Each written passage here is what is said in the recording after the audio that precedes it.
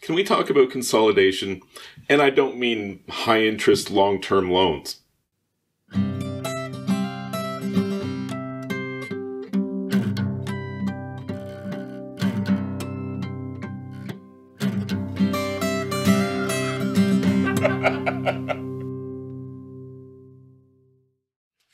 Consolidation. What I'm talking about could be described as honeycombing or voids or hollow pockets or an absence of concrete where concrete should be.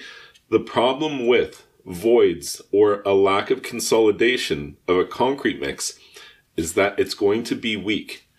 If we're trying to just take up some physical space, then consolidation might not be all that important. Like, look at this brick here. It's not very consolidated. There's a lot of voids or hollow pockets. The mix was fairly dry when I made it, and there was really no effort made to consolidate it further mechanically by vibration or tapping or some other means. So with a product like that, in comparison to a product more consolidated, like this one here, I can take the same ingredients, the same products, and make a much stronger finished concrete. They both weigh the same, but the tighter consolidation is going to be stronger. The reason why is there just simply isn't hollow pockets where there could be extra strength. Anytime that you're making concrete, at least for a structural application, it would be of utmost importance to ensure that it was completely free of hollow pockets or voids or honeycombing, because that would completely compromise the calculations that the engineers have made. So when you're making concrete at home as a hobby, obviously this isn't really a structural environment. It doesn't really matter, but you still want to make a high quality product, and having a tight consolidation is important. So let's talk about how you can achieve something like that. First and foremost, if you add more water to your mix, it's a wetter mix. When you pour it or use it, it's going to have a tighter consolidation. A drier mix will be more likely to have voids or honeycombing. More water is not always a good thing.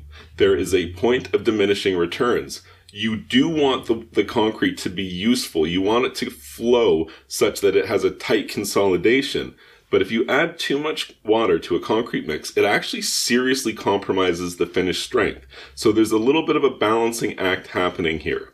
So you want your concrete to be wet, but you don't want it to be so wet as to compromise the finished strength. It can't be soup, but you do want to be able to get a tight consolidation of your finished product if strength is important to you.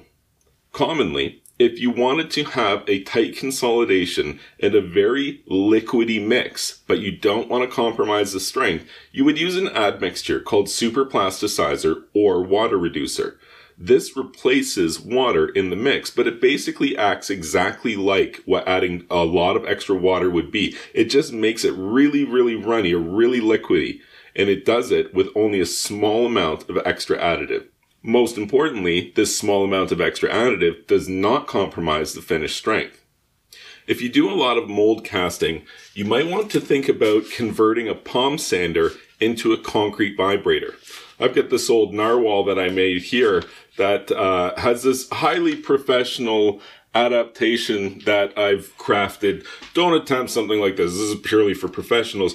You can make something similar at home, albeit it probably won't look as good as that. What you want with a palm sander is just anytime you're pouring concrete, use it to vibrate the edges of the mold. And what that's going to do is it's going to help to release a lot of that trapped air. The air will come to the surface and you'll get a tighter consolidation of the concrete. So in conclusion, consolidate your high interest long-term debt, but also consolidate your concrete. Both of these things are going to benefit you. Not financial advice.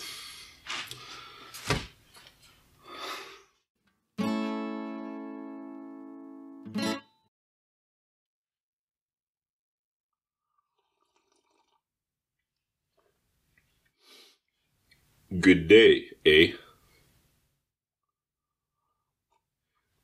Do you drink 15 cups of coffee a day? Is it just me? I feel like it's just me, but maybe not. Wait, hold on. There's more coffee I could be drinking.